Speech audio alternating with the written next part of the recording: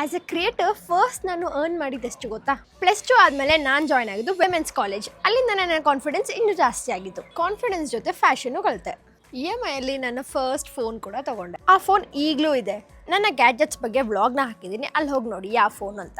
ಅದೇ ಒಂದು ಹೊಸ ಫೋನಿಂದ ನನಗೆ ನನ್ನ ಫಸ್ಟ್ ಸ್ಮಾಲ್ ಮೂವಿ ಪ್ರಮೋಷನ್ ಸಿಕ್ತು. ಪೇಮೆಂಟ್ ಏನೂ ಅಷ್ಟು ಸಿಗಲಿಲ್ಲ, ಜಸ್ಟ್ 200 to 500 ಅಷ್ಟೇ ಸಿಕ್ಕಿದ್ದು. ಆ ಟೈಮಲ್ಲಿ ನನಗೆ ಅದು ಹ್ಯೂಜ್ ಅಮೌಂಟೇ. ಅಲ್ಲಿಂದ ನನಗೆ ಗೊತ್ತಾಗಿದ್ದು ಈ ಫೀಲ್ಡಲ್ಲೂ ದುಡಿಬೋದು ಅಂತ.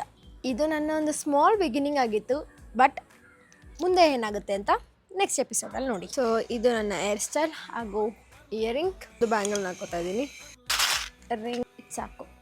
ಈ ಸ್ಟಿಕ್ಕರ್ಸ್ ಹ್ಯಾಂಡ್ ಬ್ಯಾಗ್ನ ಮ್ಯಾಚ್ ಮಾಡ್ತಾ ಇದ್ದೀನಿ. Let's go.